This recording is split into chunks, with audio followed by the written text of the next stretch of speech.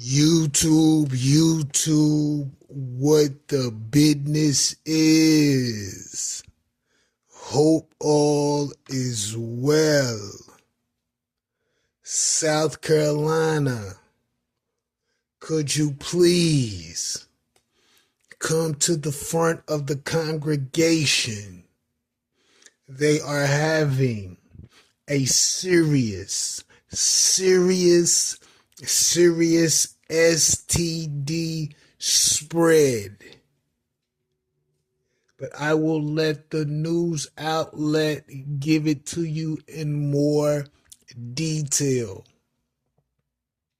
We will take a look at the clip and discuss it on the other end. Carolina's Department of Public Health says almost 15,000 people, including about 200 kids and teens, are living with HIV infection or AIDS here in South Carolina. Our Caroline Spikes joins us live from Palmetto Community Care, which is offering some free HIV testing. And Caroline, why did they say this is so important to acknowledge?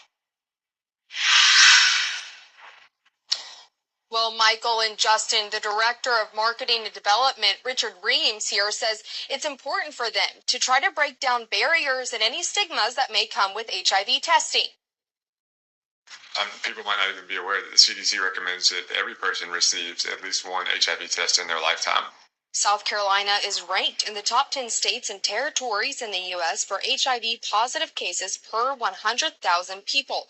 Reams says that's why it's important to them and their organization to build a safe, accessible environment in the Low Country. I think the more concerning part is that the South continues to rank so high in the per capita diagnosis. It's not necessarily that there are more, it's just that we're not making the dent that we should. The Campaign for Southern Equality's Director of Gender Justice, Ivy Hill, says breaking down a stigma is one of their top priorities.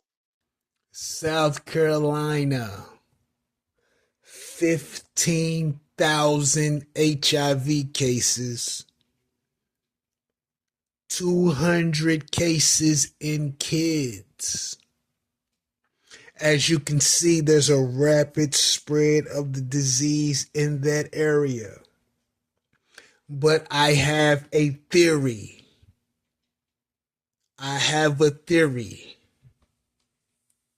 Now, if you can recall, there was a gentleman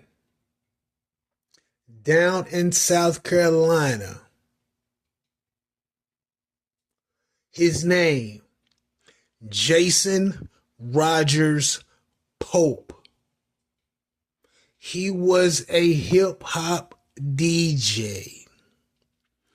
Well, you want to know what this DJ did? Between the years of 2017 and 2019, this gentleman by the name of DJ Kid, remember his name, DJ Kid, birth name, Jason Rogers Pope. The years again, 2017 to 2019, you want to know what he did? He deliberately infected underage girls. Approximately 693 underage black girls. He infected them all with HIV.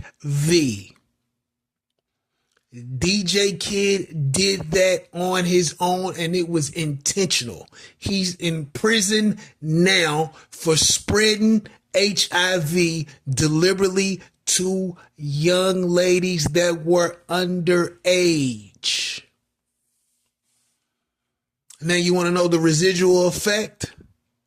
You cannot tell me that those kids went off and had sex unprotected and passed it around way more times than they knew before they were initially diagnosed. You couldn't tell me it didn't happen. This is just a theory and it's alleged, but you cannot tell me that this didn't happen. And you also cannot tell me that he didn't have a role in the spreading of this. I wouldn't believe you if you tried. Because I'm sure all of those young ladies, after they saw him, he may have only had sex with them a few times. You don't think those little girls went and got boyfriends within the next 30 days? If they letting that motherfucker have sex with him, no telling who they allowing in between their legs. He's in prison. As of now, 19 years, and he deserved every year. If any of the inmates know why he's in there, let them know. Spread this video throughout South Carolina, because I can guarantee he played a role in this situation. Have them do the research. It's simple. Go in. Interview some of the candidates. Ask them if they know him. Ask them if they had any contact with him. Let's do some tracing. This is disgusting. Now those young people are probably gone. You got to understand, they could have been 15, 16, 17 between 2017 and 2019. Headed towards their mid-20s now. Spreading it like a wildfire, I guarantee. And Jason Rogers Pope, aka DJ Kid, had something to do with this. I think I was reading an article recently that said South Carolina is one of the best places for black professionals to go to. Any city, state that has a rising HIV count, you can count me out. That's crazy. Let me know what you think about this in the comments. Rico, what the business is 100.